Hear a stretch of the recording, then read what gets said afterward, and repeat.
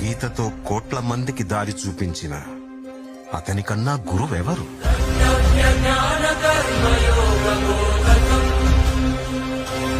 రక్షణ కోసం సముద్రం మధ్యలో ద్వారకా నగరాన్ని కట్టిన అతనికన్నా గొప్ప ఆర్కిటెక్ట్ ఎవరు?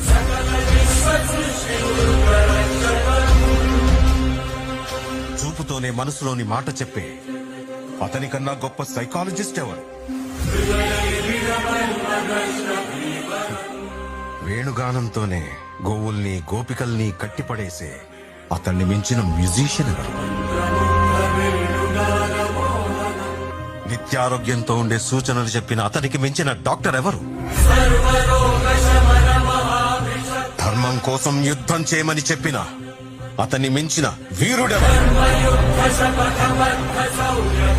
కరువు కష్టం తెలియకుండా చూసుకున్న అతన్ని మించిన రాజెవరు?